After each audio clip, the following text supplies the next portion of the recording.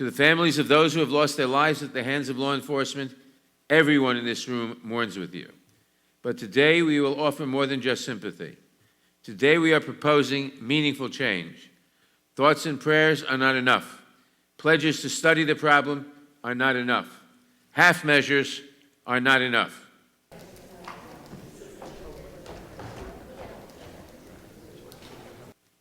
To the members of this committee, the Justice and Policing Act is our opportunity to show the world that we are listening and that we will respond with real and lasting reforms.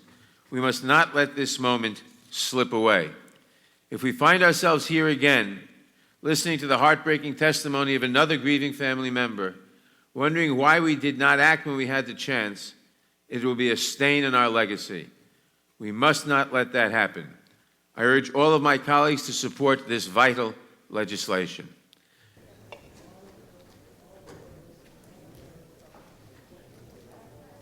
Not one single Republican was consulted with the bill that we're marking up today. Not one.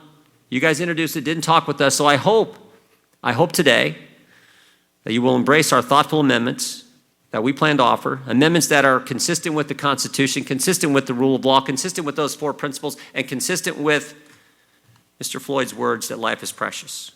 That is our goal on the Republican side. And I look forward to the next several hours as we mark up this legislation, that we can adopt Republican amendments that we think will make this legislation the kind of legislation our country wants us to see, to develop here in the House Judiciary Committee. With that,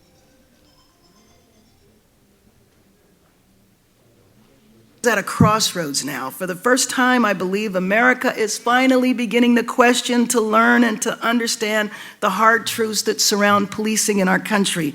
I always say that one of the things that is most painful to African Americans is when we describe our interactions with police and when our experience is completely rejected because someone else has not had that experience. All interviews that are conducted, whether they are in. Right now, the world is witnessing the birth of a new movement in our country, and this movement has spread to many nations around the world. People are marching to demand not just change, but transformative change that ends police brutality, that ends racial profiling. They're marching to demand meaningful and substantive change, not a fig leaf, not reform life, and I don't want this committee to do that either. That's why we must support the Justice and Policing Act that will be changed today, and it will be called the George Floyd Justice and Policing Act. But in both memos, they required that in-custody interviews be either audio or visual. Now, and again, what the American people deserve is a thoughtful dialogue, common sense, and valuable input from both the majority and the minority on this committee. This common ground is key if we're going to accomplish the goal of keeping our communities safe, upholding the civil liberties of individuals, and protecting the legitimacy of law enforcement.